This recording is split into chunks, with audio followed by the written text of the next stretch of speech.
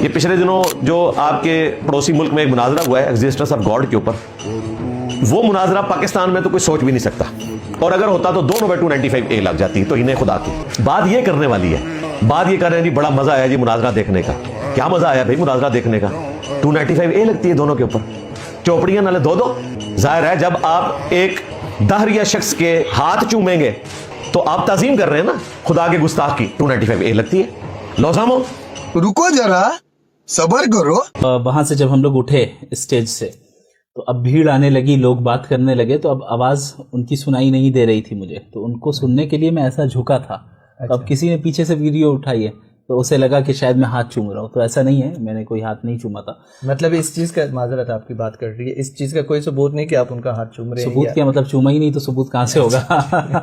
India کے مناظرے پر بات کرتے ہوئے کس طرح اس نے اپنی کمینگی کا اظہار کیا ہے۔ جناب وہاں تو مناظرہ ہوا، یہاں نہیں ہو سکتا۔ بعد میں انہوں نے اس کے ہاتھ بھی چومے، لگا ان پر فتوے۔ مطلب اس چیز کا معذرت آپ کی بات کر رہی ہے، اس چیز کا کوئی ثبوت نہیں کہ آپ ان کا ہاتھ چوم رہے ہیں؟ ثبوت کیا مطلب چوما ہی نہیں تو ثبوت کہاں سے ہوگا؟ جھوٹا کمین آدمی۔ اصل ہے کہ دیکھیں کتنا مناظرہ ہوا، اور ایک ویڈیو میں کہتا ہے کہ جناب علی انڈیا کی حکومت کو جناب علی میں مبارکباد پیش کرتا ہوں۔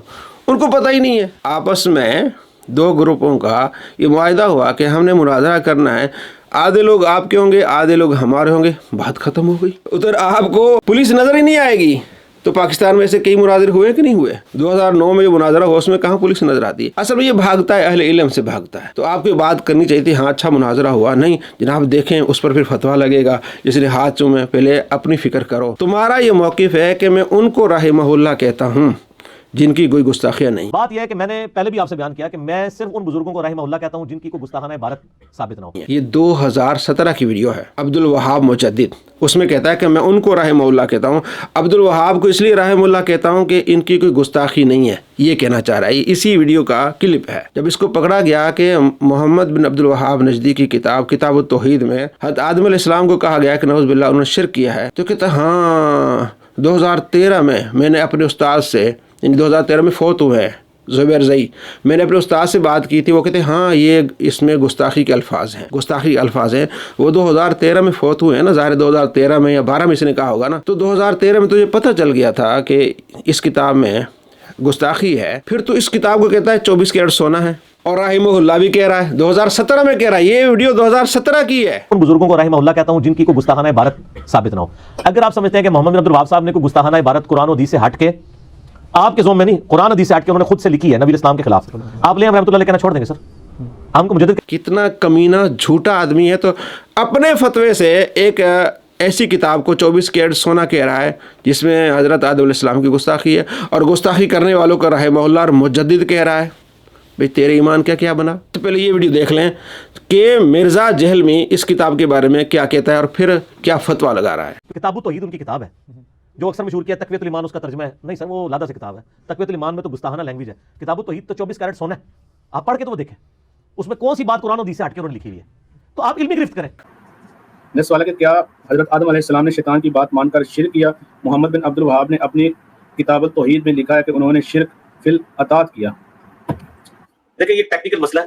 پہلی بات تو یہ ہے کہ میں محمد بن عبد الوہاب صاحب کے جو یہ الفاظ کا چناؤ ہے نا اس کے ساتھ ایگری نہیں کرتا، لیکن رہا مسئلہ بعض اہل تشیعوں کا یا بریلویوں کا یا دیوبندیوں کا اس عبارت کو گستاخانہ کہنا، تو وہ اپنی جگہ تو واقعی جسٹیفائی ہے کہ انبیاء کرام کے لیے الفاظ کا چناؤ تو احتیاط کے ساتھ کرنا چاہیے۔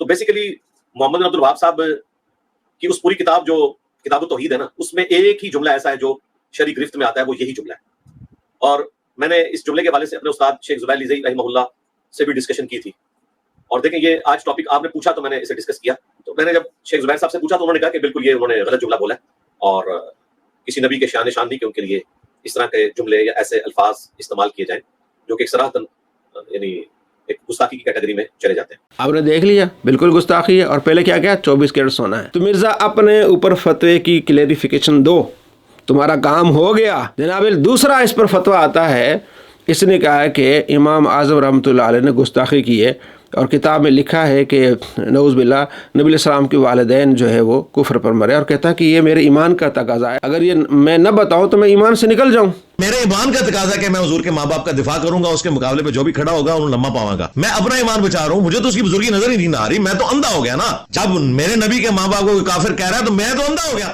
یعنی اتنی بات کرتا ہے۔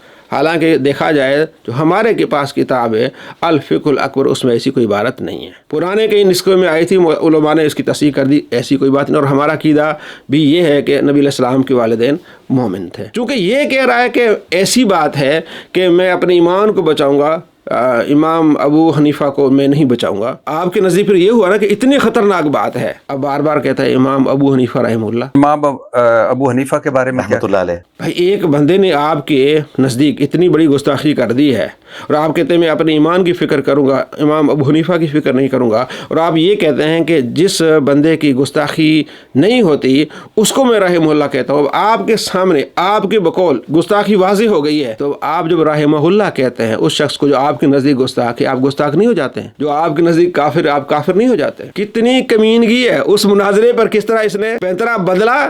کیونکہ لوگ اس سے پوچھ رہے ہیں کہ بھئی مناظرہ کرنا ہے. اس نے یہ نہیں کہا تھا کہ تم بڑے کسی کو لے آؤ، اور اب کہتا ہے جناب باپا جانی سے لکھوا کے لے آؤ، جن کا کام ہی نہیں ہے. لیکن صرف کیونکہ ویوز چاہیے ہوتے ہیں نا. اس کو پتا، اس نے اپنی ویڈیو میں کہا ہے کہ مفتی منیب آئیں گے نا میری اکیڈمی میں تو میرا کام بڑھے گا. یہ صرف اپنی شرارت کرتا ہے، علم والوں کے پاس یہ نہیں بیٹھ سکتا. اس کے گھر کے ساتھ ہی مفتی منیب آئے، یہ گیا ہی نہیں.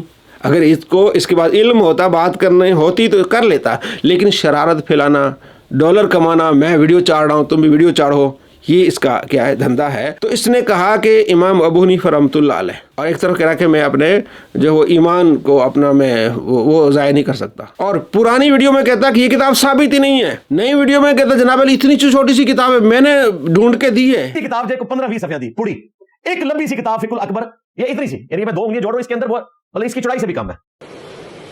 اچھا، الفقہ الاکبر کتاب سے، جو حنفیوں کے نزدیک بنیادی کتاب ہے، بڑی چھوٹی سی کتاب ہے، عقائد کے اوپر امام حنیفہ رحمۃ اللہ علیہ کی طرف وہ منسوب کرتے ہیں. ظاہر ہے وہ اس کو مانتے ہیں کتاب کہ ان کی ہے. ہمارے نزدیک تو وہ کتاب امام حنیفہ کی وفات کے تقریباً 250 سال بعد لکھی گئی ہے، اس کی سند کوئی نہیں ہے. ہمارے نزدیک تو وہ کتاب امام حنیفہ کی وفات کے تقریباً 250 سال بعد لکھی گئی ہے، اس کی سند کوئی نہیں ہے. پرانا بیان بھی آپ نے دیکھا اور نیا بیان بھی دیکھا. اور امام نسائی کے بارے میں پہلے کیا کہتا تھا، اب کیا کہتا ہے. مدثر بھائی کا فیصلہ باز کہ امام نسائی بھی نبی علیہ السلام کے والدین کو مشرک سمجھتے تھے، تو کیا وہ بھی بکواس کرتے تھے؟ امام نسائی نے کہا کہ نبی علیہ السلام کے ماں باپ کو میں مشرک کہتا ہوں، وہ دکھائیں، پھر آگے بات چلے گی. کرونالوجی سے نہیں بنانی. لہٰذا اگر ایسے کسی کے ساتھ معاملات ہو تو پیار محبت سے سمجھانا چاہیے، اور فتویٰ پھر بھی کسی پہ نہیں لگنا چاہیے. کیونکہ امام نسائی رحمۃ اللہ علیہ جو اہل سنت کے بڑے امام ہیں، اور کتب ستہ میں ان کی کتاب ہے سنن نسائی المتوفا 303 ہجری، انہوں نے یہ جو مسلم شریف کی 2257 نمبر حدیث تھی جو آپ صلی اللہ علیہ وسلم اپنی ماں کی قبر پر گئے تھے، یہ حدیث سنن نسائی میں انٹرنیشنل نمبر کے مطابق 2035 آتی ہے. تو امام نسائی نے اس پر باب باندھا ہے مشرک کی قبر پر جانے کا جواز. تو اس کا مطلب ہے کہ امام نسائی رحمہ اللہ کا بھی یہی عقیدہ تھا، کیونکہ باب کی ہیڈنگ امام کا عقیدہ ہوتا ہے. اس کا مطلب ہے کہ امام نسائی رحمہ اللہ کا بھی یہی عقیدہ تھا، کیونکہ باب کی ہیڈنگ امام کا عقیدہ ہوتا ہے. اس کا مطلب ہے کہ امام نسائی رحمہ اللہ کا بھی یہی عقیدہ تھا، کیونکہ باب کی ہیڈنگ امام کا عقیدہ ہوتا ہے. اگر کسی حدیث کے اوپر انہوں نے کوئی ہیڈنگ بنا دی ہوئی ہے اور اس سے آپ منوان غور سے نکالیں گے، تو پھر میرے بھائی مسلم شریف کی جو حدیث ہے کہ علی سے محبت نہیں رکھے گا مگر مومن، علی سے بغض نہیں رکھے گا مگر منافق، اگر ہم اس حدیث کے تحت فتویٰ لگانا شروع کریں تو پھر بات کہاں تک جائے گی. تو اس لیے بہتر یہ ہے کہ امام حنیفہ رحمۃ اللہ علیہ بات یہ ہے کہ میں نے پہلے بھی آپ سے بیان کیا کہ میں صرف ان بزرگوں کو رحمہ اللہ کہتا ہوں جن کی کوئی گستاخانہ عبارت ثابت نہ ہو. امام حنیفہ رحمۃ اللہ علیہ کی طرف جو کتاب منسوب ہے، جو حنفیوں کے نزدیک واحد ان کی کتاب ہے الفقہ الاکبر، اس کی سٹیٹمنٹ کو اور اس طرح کسی اور امام کی کسی حدیث کے اوپر چیپٹر بنانے کو ایکویلنٹ شمار نہ کریں. بالکل. رہا معاملہ بکواس کا، تو بکواس تو چھوٹی چیز ہے، میں تو اسے توہین سمجھتا ہوں. الحمدللہ. اچھا، اب یہاں پر میں ایک دو چیزیں اور بھی کلیئر کر دوں، کیونکہ کچھ سخت باتیں بھی اب ظاہر ہو گئی اس حوالے سے کہ اگر کسی کا موقف ان احادیث کی بنا پر ایسا ہو جاتا ہے تو ہم اس پہ کوئی گستاخی کا فتویٰ نہیں لگاتے. بکواس تو چھوٹی چیز ہے، میں تو اسے توہین سمجھتا ہوں. اور البانی یہ کہتا ہے میرے شیخ ہیں، وہ بھی انجینئر تھے، میں بھی انجینئر ہوں، وہ اہل سنت کے امام ہیں. ان کا موقف کیا ہے کہ جو نبی علیہ السلام کے والدین کو مومن کے وہ کافر ہے. تو مرزا البانی کے فتوے سے کافر ہو گیا، کیونکہ مرزا اس کو اپنا امام مانتا ہے، اہل سنت کا امام مانتا ہے. انجینئر ہے جناب علی، وہ میں بھی ایک انجینئر، وہ بھی انجینئر ہے. تو جناب علی آپ کے اپنے امام نے آپ کو کافر قرار دے دیا. دوستو ایسے کافروں سے بچیں، ایسے 2 نمبروں سے بچیں. کس طرح اصول اور پینترے بدلتے ہیں.